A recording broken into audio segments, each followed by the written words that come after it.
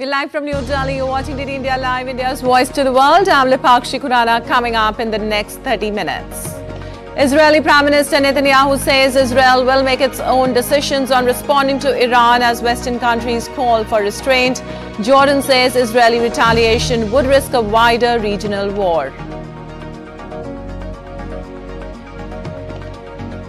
Hezbollah launches missiles and drones at northern Israel, wounding 14 Israeli soldiers. Israeli Air Force fighter jets strike Hezbollah infrastructure in eastern Lebanon.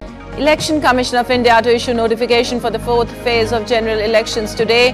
96 Lok Sabha seats spread over 9 states and a union territory will go to polls in this phase on the 13th of May.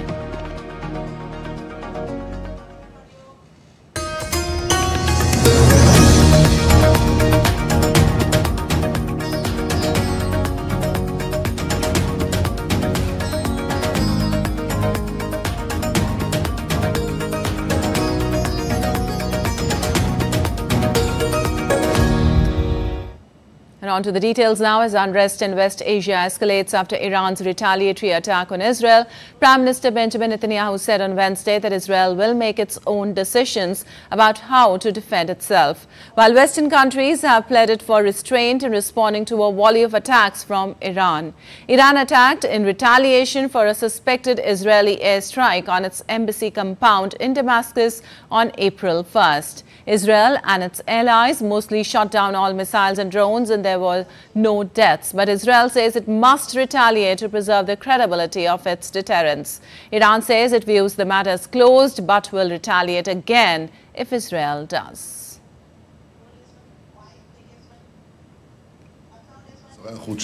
I am coming now from meetings with the foreign ministers of Great Britain and Germany. Last night I spoke to British Prime Minister Rishi Sunak, and soon I will also speak to other leaders.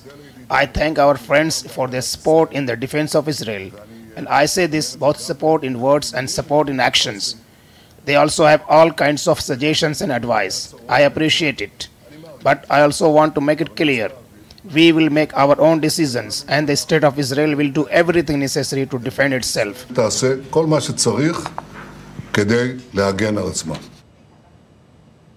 Meanwhile, West is in action to defuse the escalation ongoing in West Asia. European Union leaders have decided on Wednesday to step up sanctions against Tehran. The European Union leaders met at a summit in Brussels. That is the first meeting of the EU's 27 national leaders since the attack on Saturday. We condemn this attack launched by Iran against Israel. We have decided to put in place sanctions against Iran. This is a clear signal that we want to send. And we also want to do everything to protect the civilians. Each civilian life matters. We call on the release without any conditions of all hostages. We call on a ceasefire, an immediate ceasefire. Anwar is condemning Tehran's attack against Israel. Belgium has also shown its support in favor of imposing sanctions against Iran.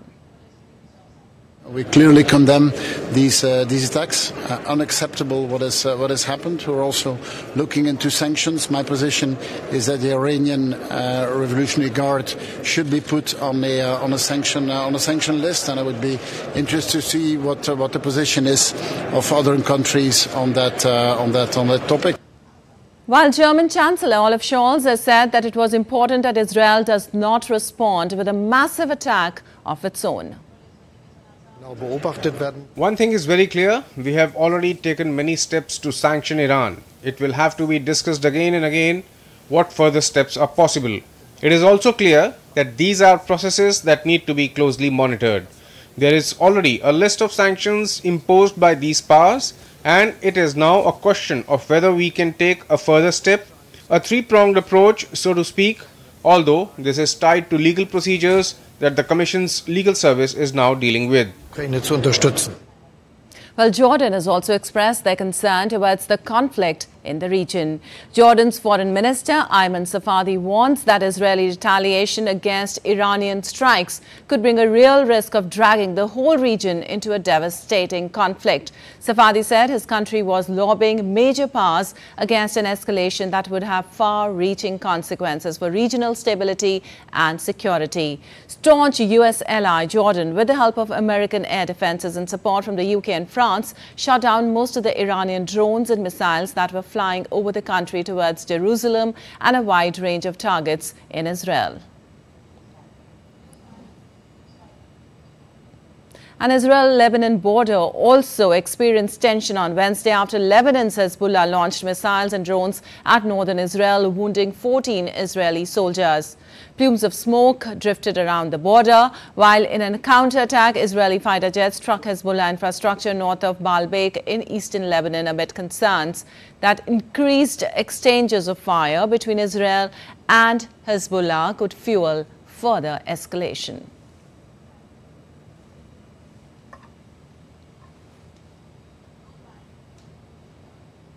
And G7 foreign ministers have commenced discussions on Capri Island in Italy, considering fresh sanctions against Iran. The agenda also includes encouraging Israel and Iran to reduce tension and enhancing assistance to Ukraine. DD India's correspondent Giles Gibson provides updates from Capri.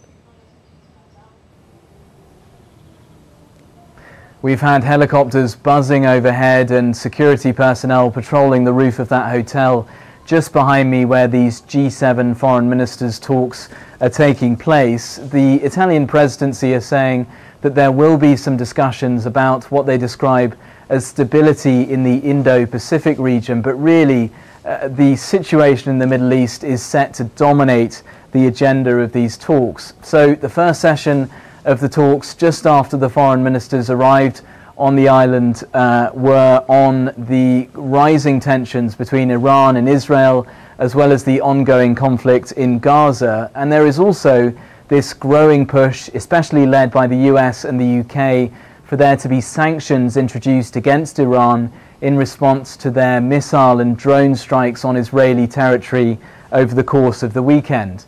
Then on Thursday, we will see the focus shifting to discussions around protecting global shipping routes in the Red Sea, and then moving on to the ongoing conflict in Ukraine with the NATO Secretary General Jens Stoltenberg, as well as Ukraine's top diplomat Dmytro Kuleba, joining the G7 foreign ministers here on Capri, with Kuleba in particular expected to issue yet another call for help, for assistance in boosting Ukraine's air defences. We're also going to see some very in-depth technical discussions around how the G7 could potentially leverage $300 billion of frozen Russian assets in the West to help Ukraine in its war effort against Russia, with European nations pushing for only the profits from those assets to be used to be handed over to the Ukrainians. A final decision not expected to be taken here by the foreign ministers in Capri, but rather by the leaders of the G7, the presidents and prime ministers, when they come to Italy for their leaders summit, which is taking place in June. Really a packed agenda for the G7 foreign ministers in terms of those ongoing conflicts around the world, but we are also being told by the Italian Foreign Ministry that there will be discussions about wider issues such as engagement with the continent of Africa, as well as how the world can govern better, can govern in a better way the growing technology of artificial intelligence. Giles Gibson on the island of Capri, reporting for DD India. Well, the Speaker of the U.S. House's job is under threat, with hard-right Republicans saying they will move to oust Mike Johnson if he goes ahead with plans to put a foreign policy bill to the vote. He said he's not going to resign and the moves to push him out are absurd. DD India's correspondent Caroline Mellon reports from Washington. House Speaker Mike Johnson has a plan to get foreign aid passed in the lower chamber. He's put forward 5 bills on Ukraine, Israel, for Indo-Pacific allies, another from the Republican Party's desired foreign policy priorities, and the last on boosting security at the southern US border. That's already been highly controversial and part of the reason that they've been unable to pass foreign aid packages so far, despite President Joe Biden asking for it months ago. The issue has become so controversial, in fact, that Johnson's job is under threat. Members of the far-right Freedom House caucus say that he is surrendering the border and that it shows that he and allies care more about funding Ukraine than they do about securing their own borders. Well, voting on it could happen this week, at which point Johnson, like his predecessor Kevin McCarthy, is at risk of being voted out. Some representatives say that despite talks, it's become clear that a motion to vacate him will be brought if the Speaker plans proceed. Well, Marjorie Taylor Greene and Thomas Massie, two Republicans, are supporting a motion to remove Johnson from the speakership, and that could happen within 2 days of them bringing it to the floor. Caroline Malone in Washington for DD India. And US President Joe Biden on Wednesday called for higher tariffs on Chinese steel and aluminium while addressing steel workers at the United Steelworkers headquarters in Pittsburgh. Biden said that China was cheating in its steel trade practices and that US is investigating the Chinese government's practices tied to the trade of steel and aluminium. Biden pledged that US Steel would remain a totally American company. I promise you, and I'm not going to let that happen again. Look, right now, my U.S. trade representative is investigating trade practices by the Chinese government regarding steel and aluminum. If that investigation confirms these anti-competitive trade practices, then I'm calling on her to consider tripling the tariff rates for both steel imports and aluminum imports from China. Well, much debated abortion ban in Arizona failed to get the Republican support they needed against the Civil War era measure poised to become state law once again. Democrats in the Arizona House of Representatives tried repeatedly to repeal an 1864 ban on abortion on Wednesday. In 4 votes, the chamber deadlocked 30-30 on a procedural motion that would have allowed a repeal bill to come to the floor, with 1 Republican joining the 29 Democrats. Democratic leaders later told reporters they did not anticipate another vote on Wednesday, but would try again in future sessions. Opposing abortion is seen as sacrosanct to many Republican voters, and crossing party lines on such a touchstone issue would be rare in highly partisan times. But repealing the 1864 law would still leave in place a law passed by Republicans in 2022 that bans abortion after 15 weeks of pregnancy. And some Republicans have softened their hardline stance on abortion, mindful of the same polling that has emboldened Democrats.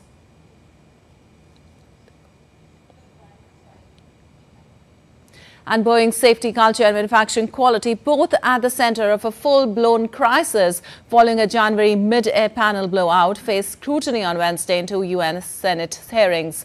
Boeing has been grappling with the safety crisis after the door plug panel blew off an Alaska Airlines flight that took off from Portland, Oregon on January 5th. The plane maker has undergone a management shakeup. U.S. regulators have put curbs on its production and deliveries fell by half in March. Testimony at the U.S. Senate Permanent Subcommittee on Investigations raised questions about missing records surrounding the panel, along with production concerns over 2 separate Boeing wide-body jets. Well, thousands of Georgians gathered in the center of Tbilisi on Wednesday evening to protest against a bill on foreign agents, which critics say as authoritarian and Russian-inspired. Georgia's parliament approved the first reading of the bill that has provoked several days of protest. 83 out of 150 deputies voted in favor of the bill, while opposition MPs boycotted the vote. It must pass 2 more readings before becoming a law. The bill would require organizations receiving more than 20% of their funding from abroad to register as agents of foreign influence, and has been compared by critics to a law that Russia has used extensively to crack down on dissent.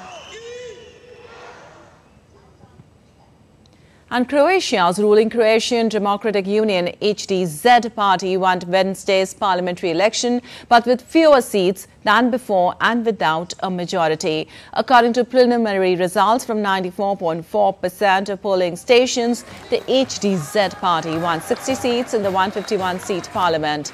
A coalition led by the opposition Social Democratic Party was set to come in second with 42 seats, while the right-wing Homeland Movement was set to take third place with 14.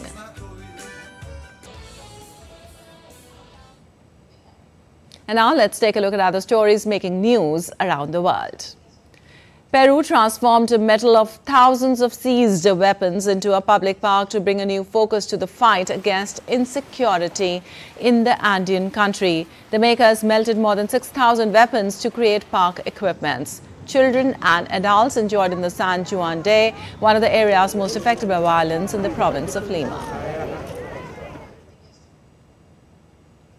Musical dance program on Indian polymath Rabindranath Tagore became a feast in the eyes of onlookers. In Bangladesh, renowned Tagore scholar and singer from the United Kingdom, Dr. Anand Gupta, directed the musical dance program on the theme Tagore on the Padma boat.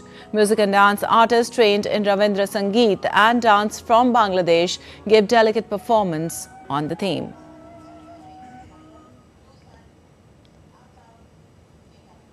And still to come on this edition of DD India Live. Human-led climate change leading to more extreme weather events around the world. Dubai airport issues alert even as partial flight operation resume after record rainfall. Senior BJP leader and Union Home Minister Amit Shah to hold rallies and road shows in Indian state of Gujarat.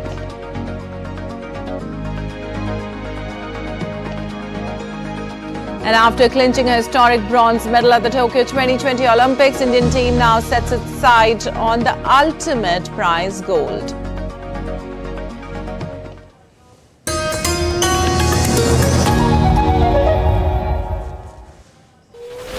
Will the Israel-Iran conflict blow up into a full-blown war in West Asia or the Middle East? Who killed the world's largest anaconda barely days after it was first discovered? Watch Connecting the Dots every Friday at 8 p.m. IST or 14:30 GMT on DD India.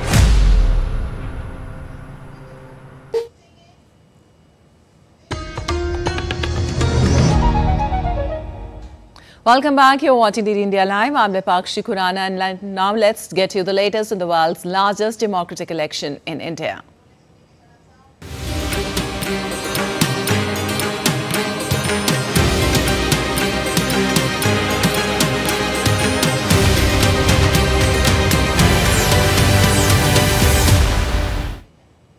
While campaigning intensified for the second phase of the Lok Sabha election scheduled for April 26th, covering 89 parliamentary constituencies across 13 states, senior BJP leader and Union Home Minister Amit Shah will hold rallies and road shows in Gujarat.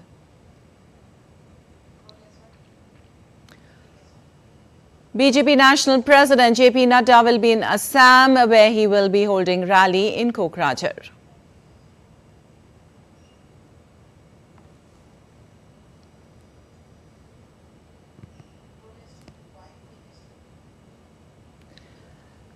Well, in order to garner support in party's favour, Congress leader Rahul Gandhi will be on a Kerala visit where he'll be holding public gatherings. The notification for the fourth phase of Lok Sabha elections will be issued today. 96 Lok Sabha seats spread over 9 states and a union territory will go to polls in this phase on the 13th of May. Simultaneously, notification will also be issued for single-phase assembly elections in Andhra Pradesh for 175 seats and the first phase of assembly polls in Odisha for 28 constituencies. The filing of nominations will end on Friday for the third phase of Lok Sabha polls. 94 parliamentary seats in 10 states and 2 union territories will go to polls in this phase on the 7th of May.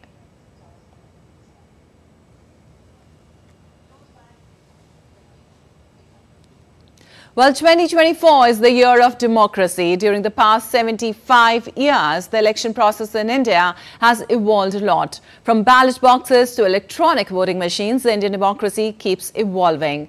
How the electorate has changed over the years, DD India takes a closer look.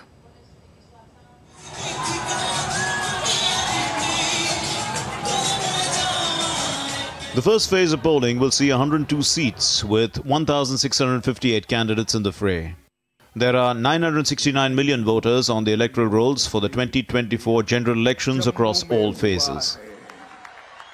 There has been a 6.25% increase in the number of voters since 2019, which stood at 912 million. How has the electorate changed over the years? Let's take a look at the demographics of the electors.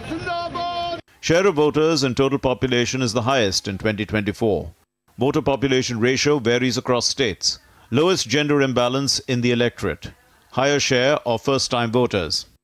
The share of voters in the total population will be the highest in 2024. Elections over the years from 1951 to 2024 have shown that the electors as a percentage of the total population is rising from less than 50% in 1951 to 67% in 2024. The difference in the demographic profile of states shows a disparity in the voter population ratio. There are large variations. How has this changed over time? The numbers have increased, but in different magnitude. Undivided Andhra Pradesh showed a maximum increase of 16.5 percentage points, followed by West Bengal and Karnataka. Bihar has seen the lowest increase at 2.1 percentage points, followed by Punjab 3.9% and Rajasthan with 4.5 percentage points. The 2024 elections will see the least gender imbalance in the electorate. It was 910 in 1971.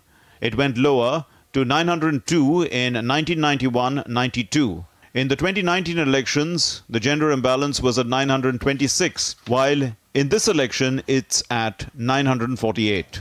Finally, the share of first-time voters is higher than what it was in 2019, but it is not the highest in India. There are 1.9% first-time voters in India, which when translated into numbers is 18.2 million first-time voters. The highest number of first-time voters was in 2014 at 2.75%. The percentage of first-time voters is the highest in Jharkhand at 3%, followed by Rajasthan with 2.9% and Madhya Pradesh with 2.8%. The lowest first-time voters are in Kerala and Maharashtra with 1%. This election could see many news. How the Indian voters adapt to changing times and challenges will be tested as India decides in 2024. Anil Thomas's report for DD India. And now let's take a look at other stories making news today. The Ram Lalla temple in India's Ayodhya gets adorned in the colors of festive lights, adding to the joy and reverence of the occasion for the onlookers in the 9th and final day of Ram Navami.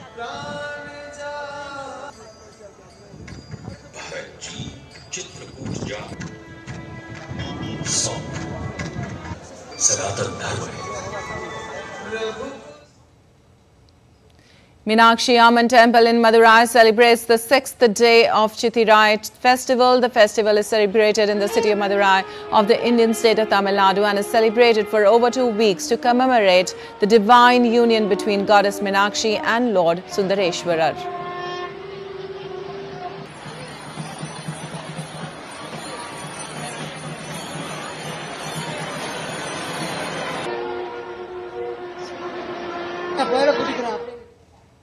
And weather updates now. Dubai International Airport has been experiencing significant disruptions due to bad weather. Airport has advised passengers to avoid traveling to the airport unless absolutely necessary.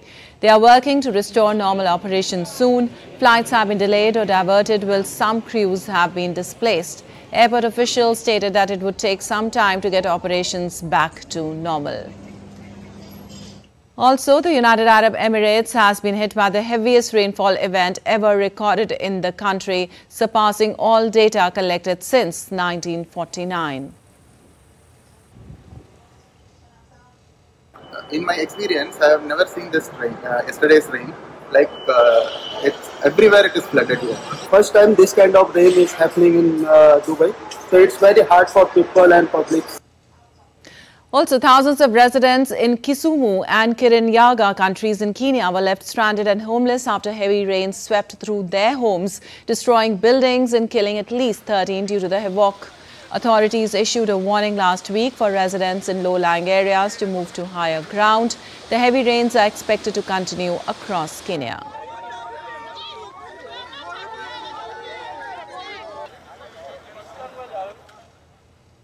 And on to sports now, Bayer Leverkusen have been preparing ahead of the Europa League quarter-final second leg against West Ham on Friday. The freshly crowned German champions will travel to London for Thursday night's clash, full of confidence following their 5-0 thrashing of Wolfsburg at the weekend. The win secured their first ever Bundesliga title and ended Bayern Munich's 11-year reign.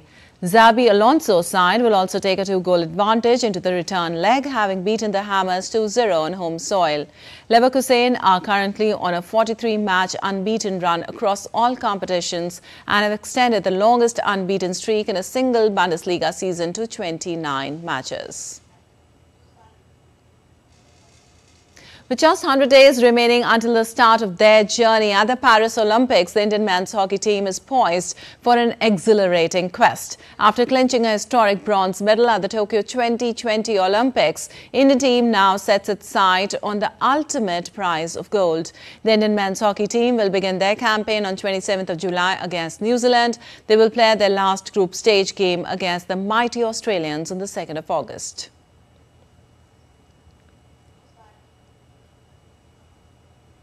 All right, that's all for this edition of DD India Live. But let us know your thoughts on the news of the day. For those on the go, you can get all the latest news and updates from India and across the world on the DD India mobile app. The app is available on both Android and iOS platforms. Scan the QR code on the screen to download now. We'll be back with more news as it breaks here on DD India. I'm Lipakshi Khurana from all of us here in Delhi. Thanks for watching DD India Live.